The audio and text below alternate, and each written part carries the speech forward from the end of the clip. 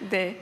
세 번째로 이제 사회문화 분야를 받겠지만 이 외에도 좀 섞어서 받겠는데요. 지금 제가 제보에 의하면 추첨이 반응이 좋다라고 하니 뉴데일리 박아름 간사께서 추첨함을 통해서 명함 2장 뽑아주시겠습니다. 네. 명함 뽑아서 제게 주시면 제가 이름을 호명해 드리겠습니다. 네. 네, 감사합니다. 뽑는 사람은 어떻게 뽑았어요? 간사입니다. 아, 네, 알겠습니다. 네. 이미 간사는 또 추첨이 아니라 선거로 뽑힌 네. 걸로 선출된 간사입니다. 네. 아시아투데이 홍선미 기자님 어디 계실까요? 마이크 전달 드리겠고요. 네, 질문 먼저 받겠습니다. 선생님 안녕하십니까. 아시아투데이 홍선미라고 합니다. 일단 먼저 취임 축하드립니다. 저는 의정 갈등 관련해서 질문을 좀 드리려고 하는데요. 지금 의정 갈등이 1년 반째 이어지고 있고 또 전공의와 의대생들이 병원과 학교에 복귀하지 않고 있습니다. 혹시 이 문제를 좀 해결하는 것이 시급하다는 얘기가 나오는데요. 대통령님께서는 이 문제를 어떻게 풀어갈 생각을 갖고 계신지 궁금합니다. 네, 제가 취임하면서 이제 여러 가지 국가적 현안들에 대해서 미리 고심을 안 할 수가 없지 않습니까? 근데 그 중에 제일 자신 없는 분야가 바로 이 의료 사태였어요. 그런데 여러 가지 상황들이 조금 호전되는 것 같습니다. 일단은 좀 정부가 바뀌면서 좀 뭐라 그럴까 이렇게 긴장감 아니면 뭐라 그럴까 표현이 부적절한데 하여튼 그런 불신 이렇게 조금은 완화된 것 같아요.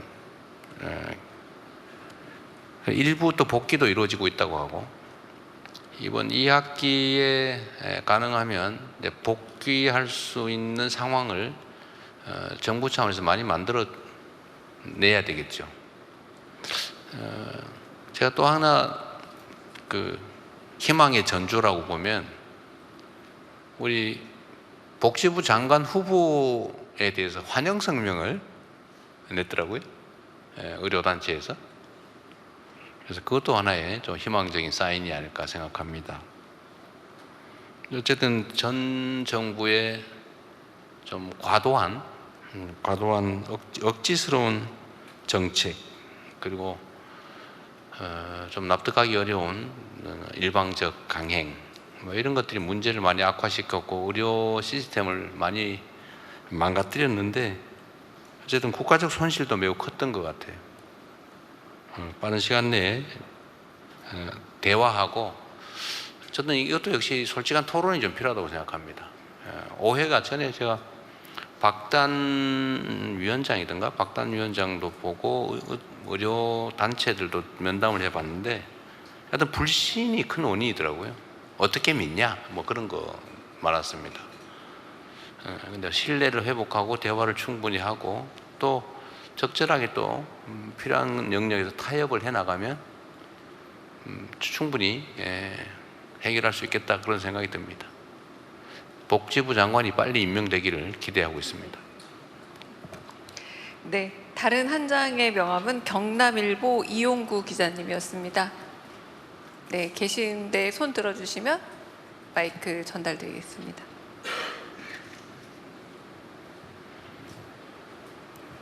예, 지역지다 보니까 지역과 관련해서 질문 좀 드리겠습니다. 공공기관 지방이전 2차 관련해가지고 대통령께서 추진하신다고 그러셨는데 앞으로 계획이 있으시면 좀 밝혀주시고요. 그리고 작년 5월에 경남 사천시에 우주항공청이 신설 개청됐습니다. 근데 사천과 대전으로 나뉘어져 있는 기관들을 한 군데로 모아야 시너지 효과가 있다고 해당 지역구 국회의원님께서 지역으로 옮기는 법안을 발의했습니다. 그러자 그 지역 정치권과 그 연구기관 노조원들이 반발하면서 지금 지역 갈등 양상에 좀 논란이 좀 되고 있습니다. 여기에 대해서 대통령이 좀 생각을 좀 듣고 싶습니다. 감사합니다. 이것도 역시 어려운 질문이네요. 대전, 충남 언론인은 반대의 질문을 할 것 같아가지고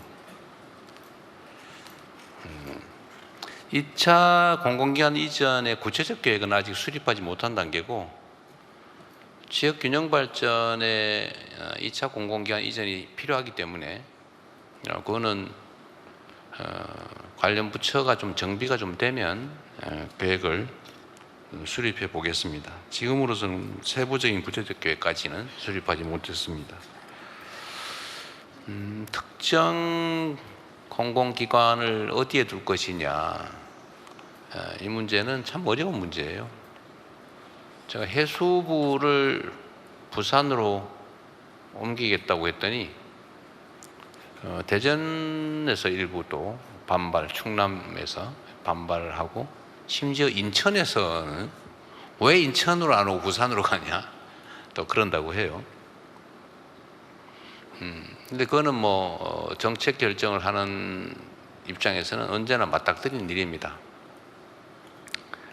제가 경기도 남부 수원 지역에 있던 경기도 산하 공공기관을 거의 대부분 예외 없이 북부, 동부 또 서부 지역으로 다 옮기기로 결정을 했는데 뭐 그때도 좀 많이 시끄럽기는 했지만 결국 우리 대한민국 국민들의 시민의식 수준이 매우 높아서 공리적으로 합당하다면 다 수용하더라고요.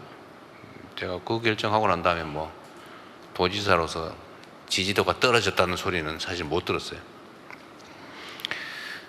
국가 균형 발전을 위한 공공기관 이전 문제도 저는 우리 국민들께서 그 기준과 내용이 합당하다면 뭐 잠깐의 갈등을 겪긴 하겠지만 다 수용하시리라고 봅니다.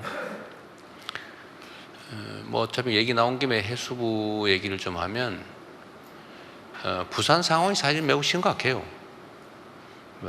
수도권에서 거리가 멀면 멀수록 심각합니다. 충청 지역은 그래도 수도권에서 출퇴근도 좀 하고 그래도 그게 소위 남방 한계선 뭐 이래가지고 그 남방 한계선이 점점 좀 내려오고 있기 때문에 저기 그 남방 한계선을 완전히 벗어난 남도 지방들 그러니까 호남, 영남, 뭐 강원도, 뭐 경북 뭐 이런 데보다는 좀 나아요 사실은. 근데 수도권에서 공공기관을 균형 발전해서 대전, 세종 뭐 이런 쪽으로 충남으로 집중적으로 이전을 했는데 더 어려운 지역으로 그 중에 하나 해수부. 사실 부산이 해수부가 있기는 또 적정하죠. 또 지금 특수한 어려운 상황이고 하나를 부산으로 옮기는데 그거 절대 안 돼. 다 가질 거야 우리가. 저는 우리 대전 충남 시민들이 그러시지 않을 거라고 봐요. 뭐 그런 말씀하시는 분도 없지는 않겠지만 대전 충남도 세종도 그러니까 수도권 수도 이전, 행정 수도 이전, 뭐 공공기관 이전 이런 거에 혜택을 받는데 그보다 더 어려운 지역에 옮겨온 기관 중에 그 중에 한 개 옮기는 거 가지고 다 내가 가질 거야 라고 하지 않을 거라고 생각합니다. 인천도 제가 있는 뭐 지역구가 있는 곳인데 왜 부산 가냐 인천 와라 이런 사람이 있다고 해요. 아니 대전 갔으면 됐지. 대전에서 딴 데 갈 거면 인천 와라. 그 말이 되겠어요. 인천은 성장하는 도시 아닙니까? 인구도 경제도. 그런데 부산은 안 되고 인천으로 와라 갈 거라면 저는 이런 뭐 주장할 수 있지요. 그러나 그게 일반적인 동의를 받기는 어려울 거다. 그 정도는 다 수용할 거다 이렇게 생각합니다. 인천 얘기 나왔으니까 제가 또 오해할까 봐 마저 말씀을 드리면 그 해사법원 얘기. 해사법원을 부산은 안 되고 인천에다 해야 된다 이렇게 주장하는데 둘 다 하면 되잖아요. 뭐 수요가 있을 테니까 둘 다 하면 되지. 둘 다. 인천에도 하고 부산에도 하고. 부산은 안 되고 인천에 해야 돼. 또 역시 이러지는 않으실 거라고 생각합니다. 우주항공청 관련된 시설과 연구기관을 다 한쪽으로 몰자. 참 어렵습니다. 하여튼 제가 지금 단계에서 화근하기가 어려워서 미안한데 좀 머리를 싸매 보도록 하겠습니다. 어떤 게 더 합당한지. 결국 선택은 어느 시점에 해야 되겠죠. 네, 다음에는 OBS 배혜수 간사께서 나오셔서 정치외교 안보 분야가 조금 부족했던 게 아닌가 싶어 명함을 한 장 뽑아 주셨으면 합니다.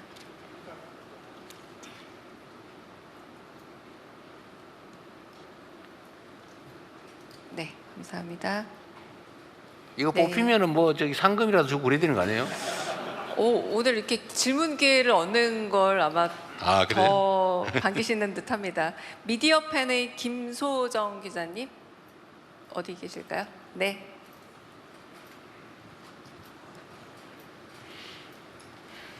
네, 안녕하세요, 대통령님. 그 질문할 기회를 주셔서 감사드리고요. 그 국정 지지율이 상당히 높습니다. 60% 육박을 하고 있고 그만큼 국민들의 기대감이 높은 걸로 이해가 되는데요. 한편으로는 또 그 제왕적 대통령제가 유지가 되고 있고 또 여당이 다수당인 그 점도 변함이 없습니다. 그래서 국회의 어떤 견제 기능이 약화되지 않을까 이런 우려가 나오는 것도 사실인데 이거 관련해서 혹시 제도적으로 보완하실 어떤 그런 구상이 있으신지 혹은 어떤 마음가짐이신지 말씀 좀 부탁드립니다. 네. 그런 지적이 꽤 많이 있더군요. 뭐 압도적 국회 다수 의석에 안 그래도 대통령 권한이 큰데 문제 아니냐.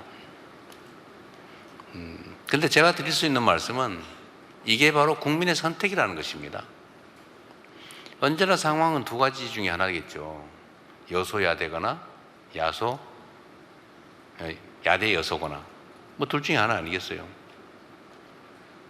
지금까지 대한민국 역사에서는 대부분 다 여대 야소였죠. 소위 야당이 숫자가 많았던 때가 거의 없었죠. 거의 없었습니다. 근데 드디어 야당이 또 다수 의석인 상태에서 집권한 게 또 처음이죠. 이건 처음 있는 일이에요. 맨날 있는 일이 아닙니다. 그리고 정치는 또 상대적이죠. 국민들이 민주당 국회의원 또는 민주당 대통령 후보를 선택한 것은 무지하게 좋다라는 것도 있겠지만 저쪽 말고 이쪽 이런 비판적 지지도 있죠. 우리는 이제 그 지지의 내용을 저쪽이 싫으니까 너도 싫지만 덜 싫으니까 이런 선택이 있는 걸 저희가 알기 때문에 그걸 진짜 선호하는 잘하네 우리가 일을 맡길 만하네 라고 생각을 바꾸도록 만들어내야 된다고 생각합니다. 저는 여대 야소는 우리 국민께서 선택하신 건데 그거를 당신들의 문제다라고 지적하는 것은 옳지 않다고 생각해요. 내년에 당장 또 심판이 기다리고 있죠. 우리가 잘못하면 또 심판당할 겁니다. 평가받겠죠. 그 다음에 또 2년이 지나면 또 평가가 있어요. 또 1년 지나면 또 평가합니다. 그때는 본격적인 평가죠. 잘못하면 바꾸겠지요. 내년은 지방선거라서 간접적인 중간평가지만 3년 후에는 본격적인 중간평가가 이루어지겠죠. 여대 야소 대통령 민주당 이재명, 국회 민주당 다수 안 되겠다. 뭐 그것도 국민이 결단하는 거 아니겠습니까? 이건 언제나 뭐 1, 2년 단위로 계속 변화되는 거죠. 현재 상태가 압도적 다수의 그 대통령까지 민주당이니까 문제다라는 지적 자체는 저는 그리 적절하다고 생각되지 않습니다. 국정 지지율이 높다는 것도 사실은 제 입장에서는 여전히 30% 이상은 뭐 심지어 20몇 퍼센트 절대 아주 못한다 이렇게 평가한다는데 그게 오해일 수도 있고 제 부족함일 수도 있고 뭐 여러 가지 이유가 있겠죠. 그럼 뭐 그분들까지 제가 설득해야 되는 거 아니겠습니까? 또 설득을 하든지 아니면 실적과 성과로 뭐 그분들의 진짜 삶을 개선해서 믿지만 괜찮네 라고 생각하실 수 있게 만드는 것도 제가 해야 될 일이죠. 그리고 60%는 그렇게 높은 숫자는 아닌 것 같아요. 다른 대통령들 요 시기에 문재인 대통령은 80%였다고 하고 또 어디는 지금 저보다 훨씬 높았던 것 같더라고요. 한 달 후.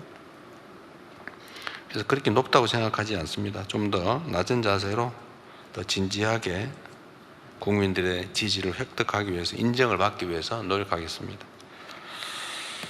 견제 기능 악화, 제왕적 대통령제에 대한 뭔 대책이 있냐?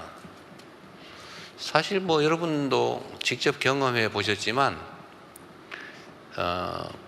대통령이 제왕적이라고 하는 것도 사실은 약간은 어폐가 있어요. 국회가 여소야대가 돼버리면 거의 할 수 있는 게 크지 않습니다. 전임 대통령은 되게 힘들어하지 않았나요? 물론 뭐 제가 야당 대표를 하다가 지금 이 대통령의 자리로 옮겨왔습니다만 물론 뭐 저희가 한 일에 뭐 반사적 측면이 있겠죠. 아마 되게 힘들었을 것 같아요. 그렇게 제왕적이지 못합니다.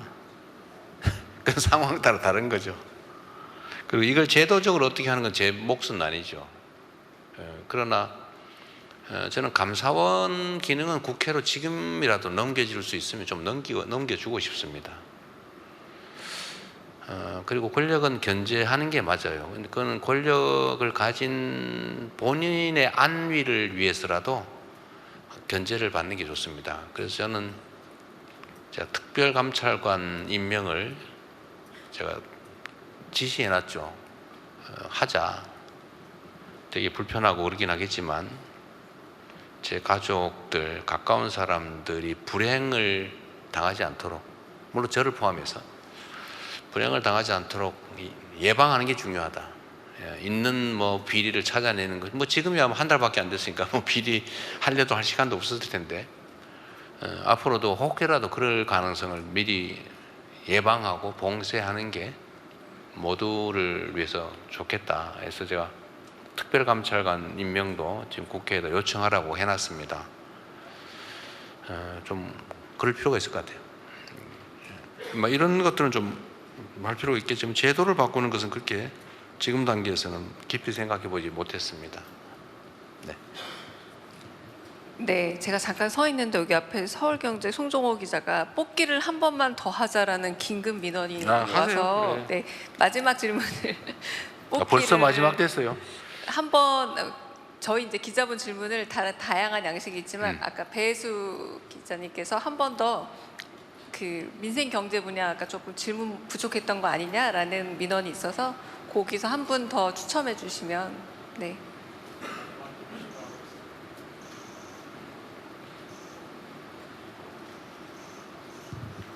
네. 울산신문 김응삼 기자님이십니다. 근데 좀 민생경제 관련한 얘기였으면 좋겠다라는 기자분들의 의견이 있긴 한데, 네 자유롭게 여쭤봐 주세요. 네. 울산신문의 김응삼 기자입니다. 질문 기회를 주셔서 감사합니다. 저는 그 신문사가 울산에 있기 때문에 5급 삼특 체제 관련해서 좀 어떤 구상을 갖고 계시는지 한번 여쭤보고 싶습니다. 네, 뭐 5급 삼특 체제는 아마 뭐 잘 처음 들어보신 분도 계실 텐데 대한민국이 수도권 1극 체제다. 다 수도권으로 몰린다. 그러니까 이 극을 몇 개 더 만들자. 영남에 예를 들면 부울경, 동남권이죠.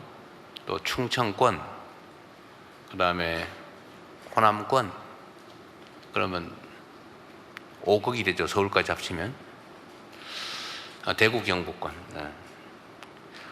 그리고 이제 여기서 제외된 강원도, 전북, 제주 여기를 이제 특별자치도 형태로 3개 특별도, 그래서 5극 3특 체제라고 우리가 이름을 붙였는데요. 이거는 지방 균형 발전의 이제 핵심 정책이죠.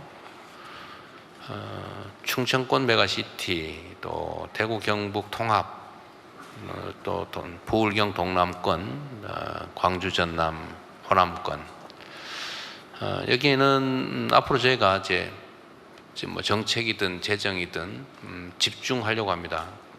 그 중에 또 하나가 이제 서울대 10개 만들기라고 지역 거점 대학 육선.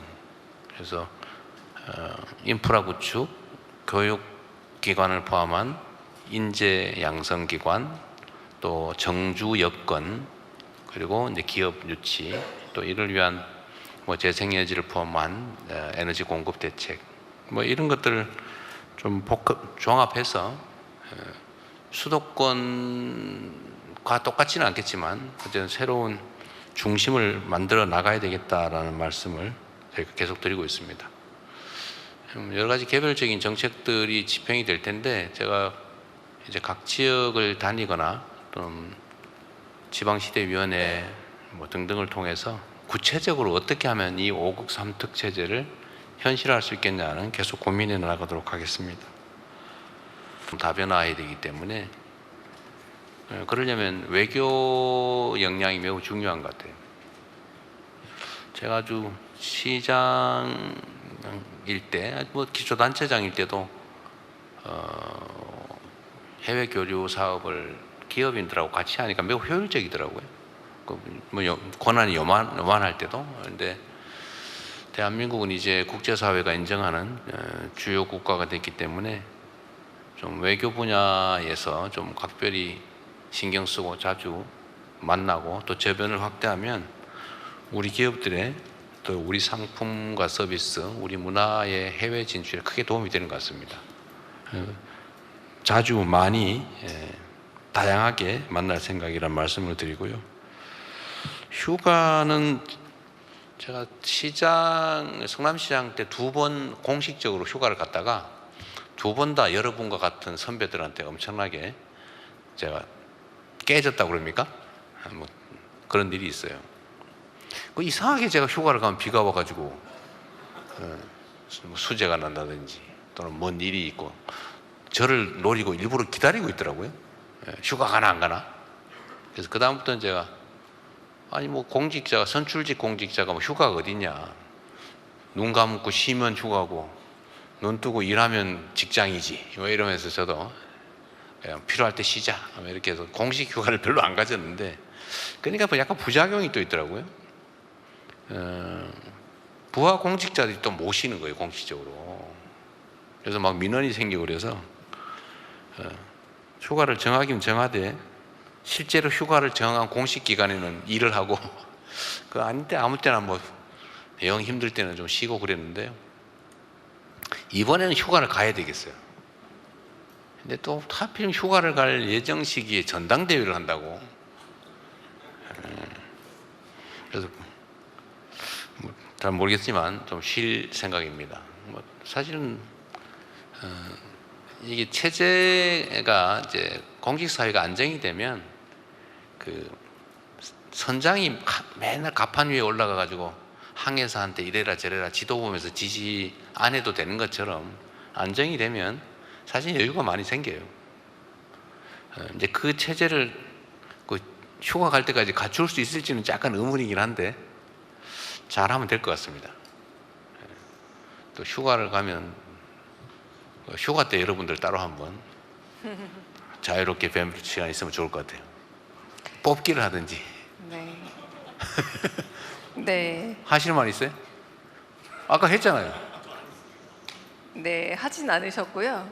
네, 사실 할까요, 말까요? 그럴까요? 저희 근데 아까 아니 저한테 대변인 마음대로 하세요. 뽑기 해달라고 했고요. 제가 하나만 공지를 드리면 저희 국민 사선 질문을 할 시간도 없어서 요거는 저희가 어차피 국민과의 대화를 한번 맞습니다. 마련을 할 거라서 오늘 없을 뿐이지 조금 밀린다라는 공지를 꼭 드리겠습니다.